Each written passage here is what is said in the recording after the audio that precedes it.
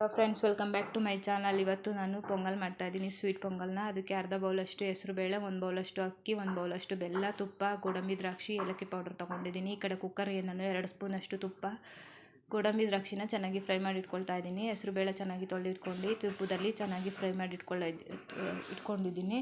ಅಕ್ಕಿ ಚೆನ್ನಾಗಿ ತೊಳೆದಿಟ್ಕೊಂಡು ಫ್ರೈ ಮಾಡಿ ಇಟ್ಕೊಳ್ತಾ ಇದ್ದೀನಿ, ಎರಡನ್ನೂ ಅಷ್ಟೇ. ಈಗ ಅಳತೆಗೆ ತಕ್ಕಷ್ಟು ನೀರು ಹಾಕ್ಕೊಳ್ತಾ ಇದ್ದೀನಿ. 3 ಗ್ಲಾಸಷ್ಟು ನೀರು, 1 ಗ್ಲಾಸಷ್ಟು ಹಾಲು ಹಾಕ್ಕೊಂಡು ಚೆನ್ನಾಗಿ ಮಿಕ್ಸ್ ಮಾಡಿ ಇಟ್ಕೊಂಡು ಲಿಡ್ ಕ್ಲೋಸ್ ಮಾಡಿ 3 ವಿಷಲ್ ಹಾಕಿಸ್ಕೊಳ್ತಾ ಇದ್ದೀನಿ. ಈಗ ಬೆಲ್ಲ, ಒಂದು ಪ್ಯಾನ್ಗೆ ಬೆಲ್ಲ ಹಾಕ್ಕೊಂಡಿದ್ದೀನಿ. 1 ಬೌಲಷ್ಟು, ಅರ್ಧ ಬೌಲಷ್ಟು ನೀರು ಹಾಕ್ಕೊಂಡು ಬೆಲ್ಲ ಕರಗಿಸ್ಕೊಳ್ತಾ ಇದ್ದೀನಿ. ಈಗ ಬೆಲ್ಲ ಕರಗಿದೆ, ನಾನು ಶೋಧಿಸ್ಕೊಳ್ತಾ ಇದ್ದೀನಿ. ಈಗ ಈ ಕಡೆ ರೆಡಿ ಆಗಿದೆ. ಹೆಸರುಬೇಳೆ ಅಕ್ಕಿ ಎಲ್ಲ ಚೆನ್ನಾಗಿ ಬೆಂದಿದೆ. ಅದಕ್ಕೆ ಬೆಲ್ಲ ಹಾಕ್ಕೊಂಡು ಅರಿಶಿನ ಪೌಡರ್ ಎಲ್ಲ ಚೆನ್ನಾಗಿ ಮಿಕ್ಸ್ ಮಾಡಿ, ಏಲಕ್ಕಿ ಪೌಡರು ಚೆನ್ನಾಗಿ ಹಾಕ್ಕೊಂಡು ಮಿಕ್ಸ್ ಮಾಡಿ ಇಟ್ಕೊಂಡಿದ್ದೀನಿ. ಹಾಗೆ ಗೋಡಂಬಿ ದ್ರಾಕ್ಷಿ ಕೂಡ ಚೆನ್ನಾಗಿ ಹಾಕ್ಕೊಂಡು ಮಿಕ್ಸ್ ಮಾಡಿ ಇಟ್ಕೊಂಡಿದ್ದೀನಿ.